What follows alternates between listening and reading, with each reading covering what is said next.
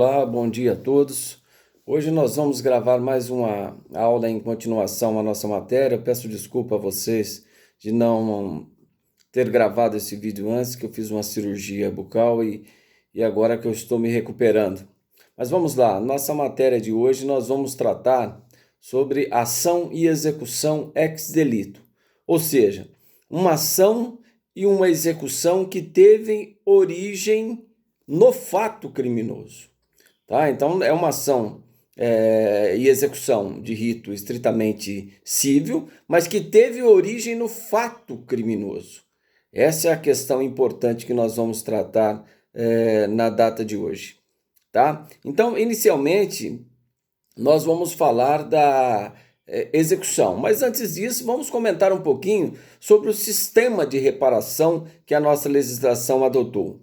O artigo 935 do Código Civil, ele diz que a responsabilidade civil independe da responsabilidade criminal, né? Então, há um primeiro momento, nós verificamos que há um sistema de independência da jurisdição civil e a jurisdição criminal, apesar da jurisdição ser una, se dividindo somente em relação à matéria objeto da prestação jurisdicional, certo? Mas nós vamos verificar que a nossa legislação adotou um sistema de mitigação, e eu vou falar mais sobre isso quando estiver explicando a ação civil ex delito. Então, primeiro nós vamos falar de execução ex delito, ou seja, uma execução que vai ter origem no fato criminoso. Mas quando eu falo em execução, eu tenho que falar em título executivo judicial, não é verdade? Então, o que diz a lei? Que a sentença penal condenatória transitada em julgado, ela faz coisa julgada no civil, ou seja, o artigo 935 do Código Civil diz que a sentença penal condenatória transitada em julgado, ela faz coisa julgada no civil, ou seja, não se discutirá mais se o crime existiu e quem foi ou quem foram os autores do crime. Então, resta você executar no âmbito civil esta sentença penal condenatória transitada em julgado, né? Que está lá no Código de Processo Civil, salvo engano, artigo 515, inciso 6º do Código de Processo Civil, que fala do título executivo judicial, que é a sentença penal condenatória. Porque hoje no processo civil, né, o processo civil moderno, também chamado processo civil sincrético, a execução é simplesmente mais uma fase do processo de conhecimento. Então, se você tem uma sentença civil que transitou em julgado, você vai dar o cumprimento de sentença. Não existe uma fase autônoma da execução, exceto quando nós falamos de sentença arbitral, execução de título extrajudicial e quando falamos de sentença penal condenatória transitada em julgado. E aqui é o nosso caso, a sentença penal condenatória transitada em julgado. Então é isso que nós vamos estudar hoje. Execução que tem origem num fato criminoso, ou seja, o sujeito foi condenado, a sentença penal condenatória transitou em julgado, então nós vamos ter um título executivo para executar no âmbito civil, certo? Agora, pode ser que esse título não tenha liquidez, e aí nós vamos ver que o título executivo não vai estar completo, e vamos verificar o que fazer. Mas antes disso, quando nós falamos de sistema de reparação, a nossa legislação adotou várias formas de reparação. Por exemplo, a indenização, a própria reparação dos danos causados, o lucro cessante, perdas e danos. Tudo isso são formas de reparação de fatos causados pelo ato criminoso. Então, são efeitos da condenação, como diz o artigo 91 do Código Penal, tornar certa a obrigação de reparar o dano causado pelo crime. Então, esse é um dos efeitos principais da condenação. Existem os efeitos secundários que o juiz deve necessariamente manifestar na sentença condenatória, certo? Então, esse é o principal efeito da condenação. O próprio Código Civil, ele fala da reparação por ato ilícito, né? Lá no artigo 186 e 187 do Código Civil, ele fala também das formas de reparação para aquele que causou um ato ilícito, certo?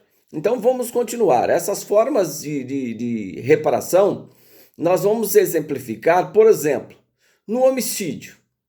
O sujeito A matou B, né? Os familiares de B podem entrar com a ação ou com a execução, depende do estado que esteja, se existe título executivo ou não, contra A, ou os familiares de A, caso A tenha falecido?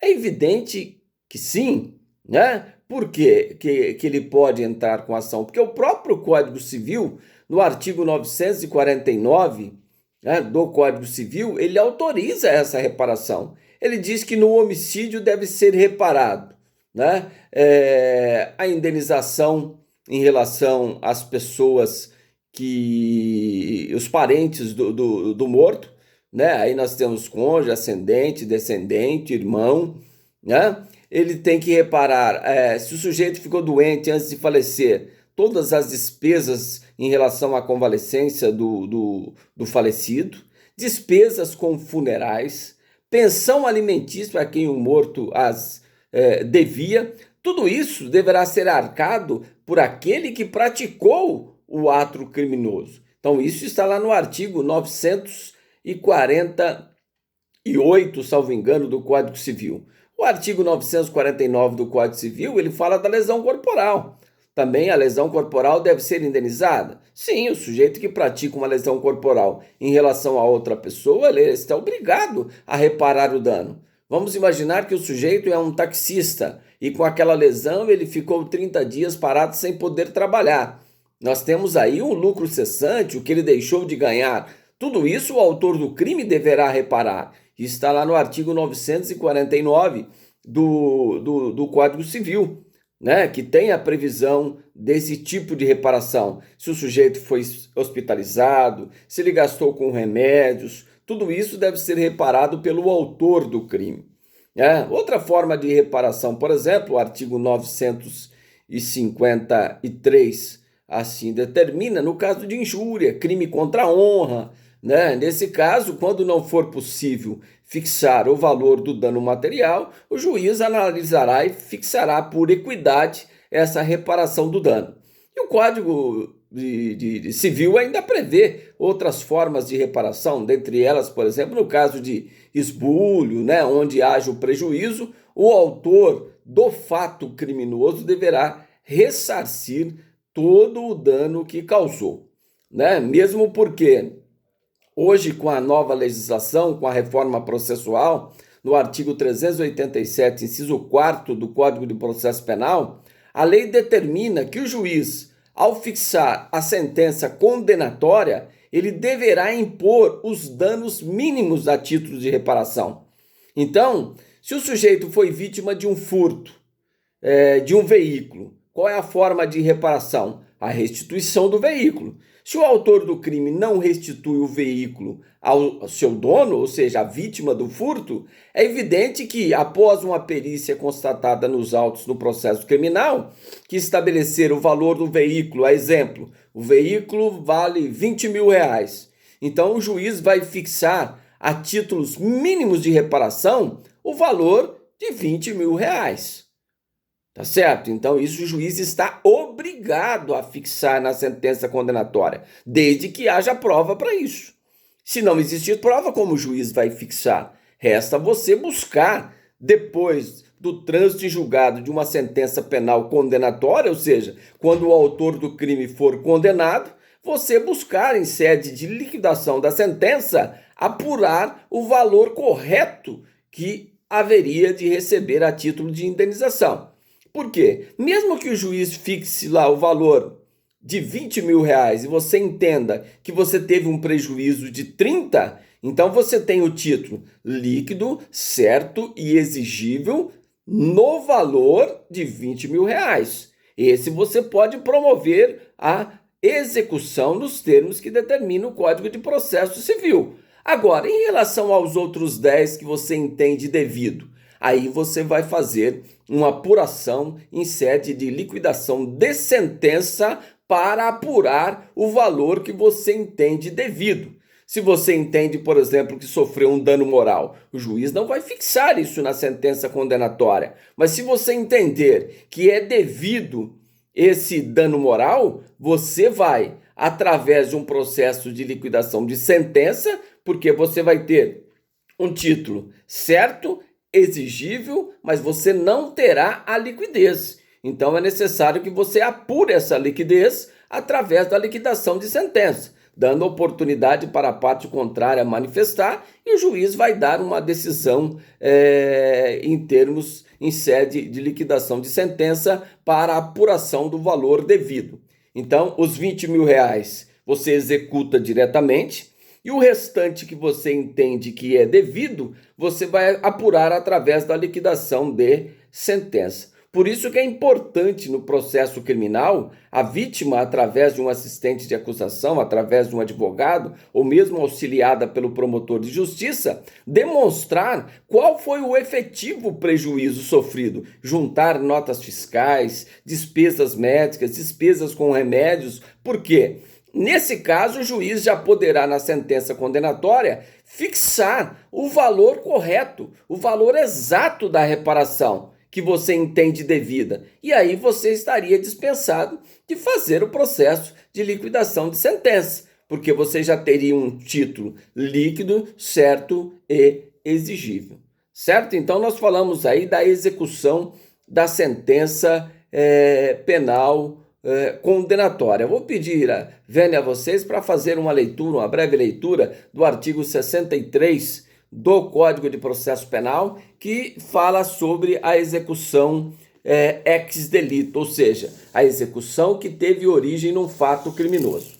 Certo? Então diz o artigo 63 do Código de Processo Penal: transitada em julgado a sentença condenatória, poderão promover-lhe a execução no juízo civil, para efeito da reparação de dano, o ofendido, seu representante legal ou seus herdeiros. Então, esse é o teor do artigo 63 do Código de Processo Penal. Então, vamos verificar quem tem a legitimidade ativa para propor esta execução.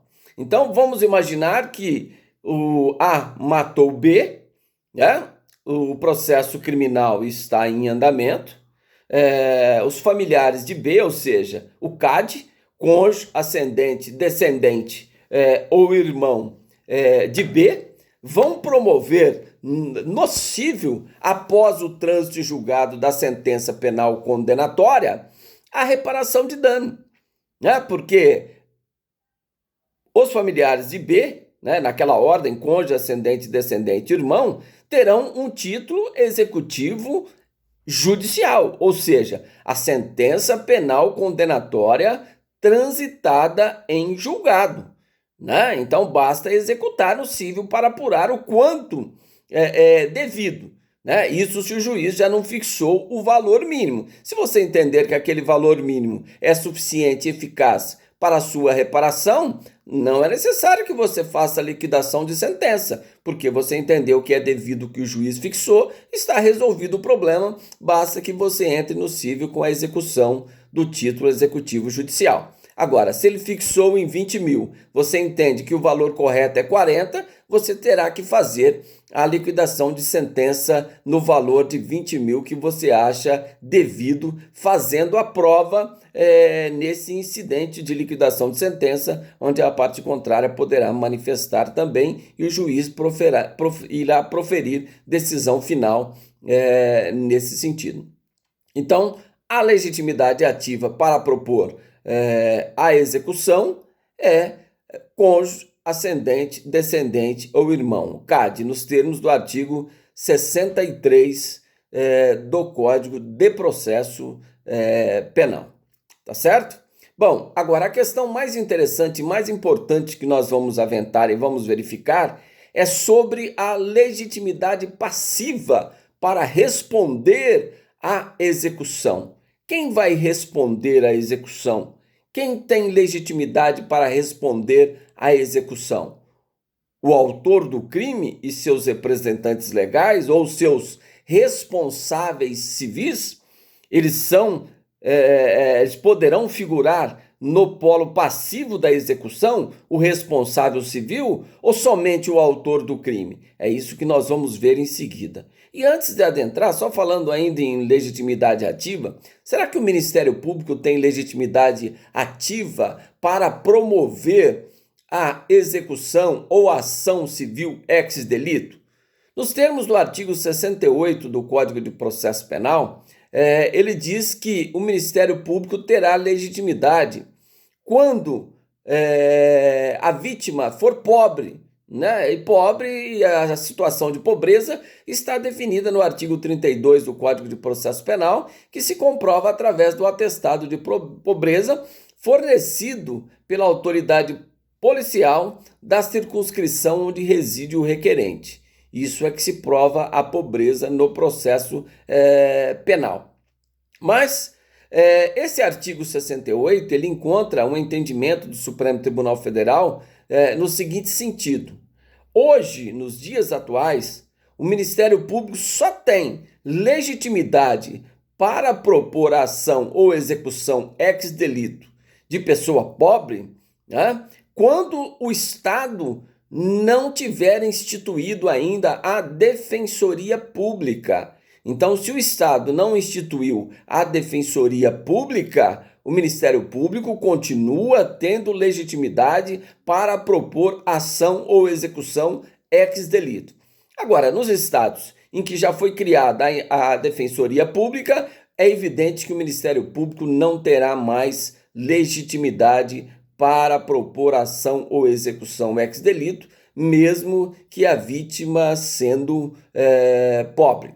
Tá? Esse é o entendimento do Supremo Tribunal Federal. É um entendimento até que recente nesse sentido. Então, Minas Gerais, Paraná, São Paulo, onde já existe defensoria instituída, acho que quase todos os estados da federação já existe defensoria pública instituída, ou seja, criada e regulamentada, o Ministério Público, então, perde a legitimidade em relação ao artigo 68 do Código de Processo Penal. Certo? Então, falamos da legitimidade ativa ainda. Agora nós vamos, como eu já havia adiantado, falar sobre a legitimidade passiva para promover a execução ex delito, ou seja, quem tem legitimidade para responder uma execução ex delito. Então, se A matou B, quem tem legitimidade para responder à execução? Os familiares de B vão propor uma execução contra A, tá certo? É uma execução porque no penal já transitou em julgado. Se não transitou em julgado ainda, não impede que você proponha uma ação de conhecimento. Aí nós vamos falar de acordo com o artigo 64, que é a próxima matéria que eu vou discutir com vocês, que é ação civil ex delito. Aqui nós estamos falando de execução ex delito, ou seja, presume-se que a sentença penal condenatória transitou em julgado. Nós temos um título executivo judicial, perfeito e acabado.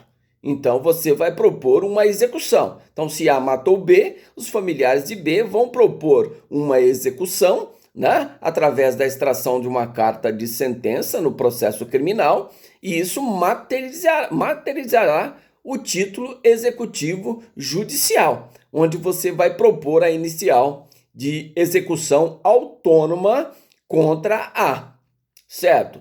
Então, mas tem um detalhe interessante. Vamos imaginar o seguinte: A é motorista de uma empresa, certo?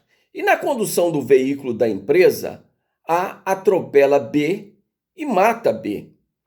E nós sabemos que, nesse caso, a responsabilidade civil da empresa em relação ao motorista ela é objetiva, ou seja, independente de culpa, a empresa deve ser responsabilizada.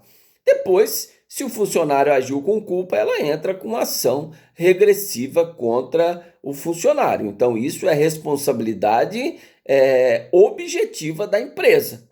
Nada impede que você entre com ação contra o motorista, mas aí a responsabilidade ela é subjetiva. Então vamos lá. A dirigindo um veículo da empresa mata B. Ele foi negligente e matou B. Então tem um nexo causal com a empresa.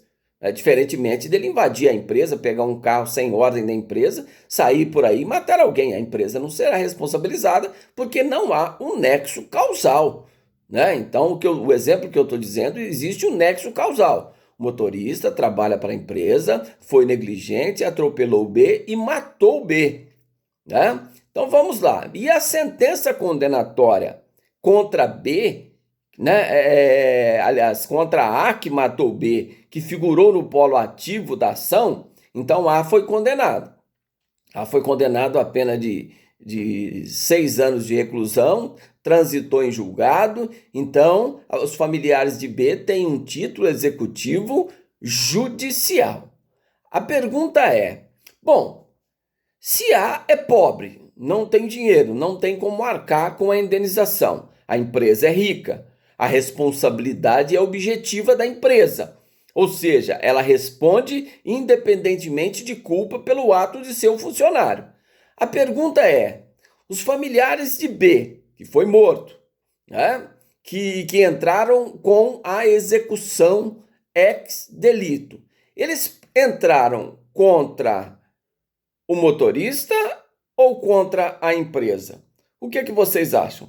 Será que os familiares de B poderiam entrar com a execução contra a empresa, já que ela tem a responsabilidade objetiva?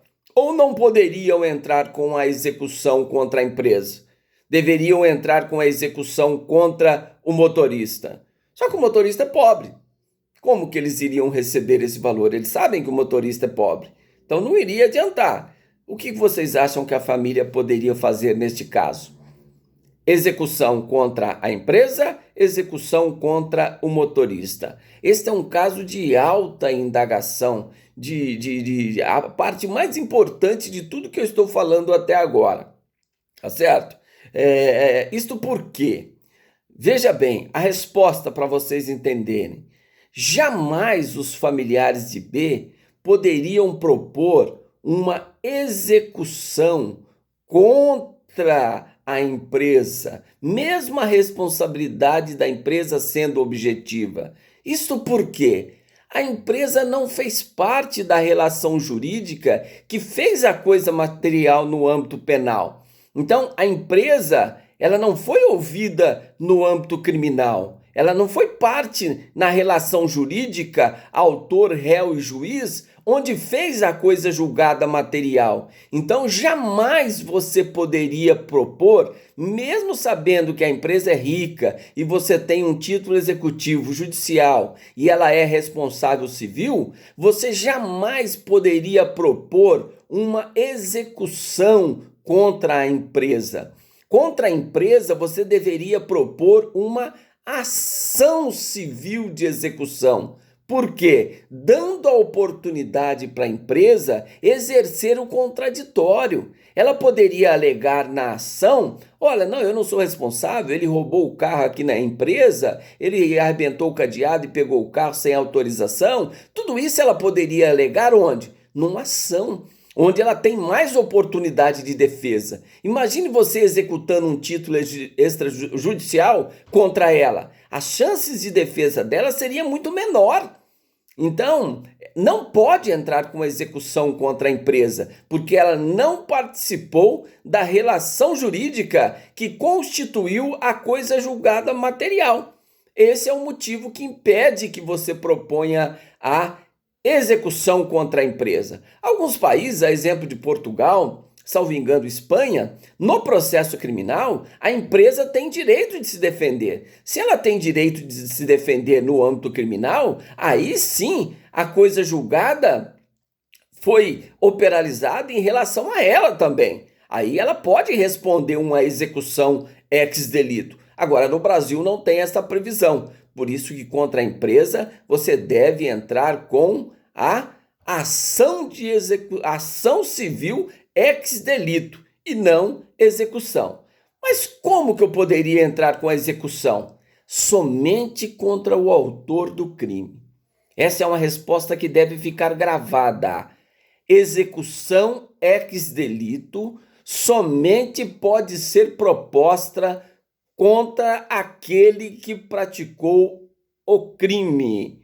Se A matou B, os familiares de B só podem promover a execução quando a sentença condenatória transitar em julgado contra A através da execução.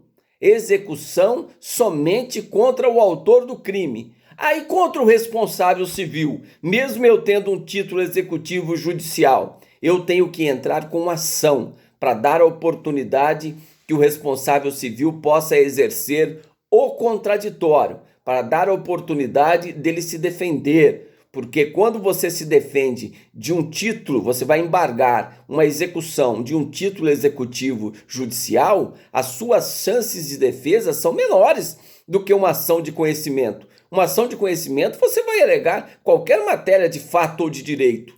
Por isso que contra a empresa somente a ação de indenização, uma ação civil ex delito, nos termos do artigo 64 do Código de Processo Penal, porque ela não fez parte da relação jurídica onde operalizou a coisa julgada material. Tá certo? Então esse é um detalhe, sujeito passivo da execução, é uma das partes mais importantes desta matéria que eu tratei de execução ex delito. Nós vamos falar mais sobre isso, eu vou dar uma pausa no vídeo, na sequência nós voltaremos com outro vídeo a falar sobre ação ex delito, ou seja, uma ação civil que vai ter origem no fato criminoso. Ou seja, eu ainda não tenho o trânsito julgado da sentença penal condenatória, mas eu não quero esperar e vou entrar com uma ação civil de reparação de dano. Eu posso fazer isso? Pode, nos termos que autoriza o artigo 64. Então, próximo vídeo, nós imediatamente voltaremos a falar sobre ação civil ex delitos nos termos em que fundamenta o artigo 64 do Código de Processo Penal.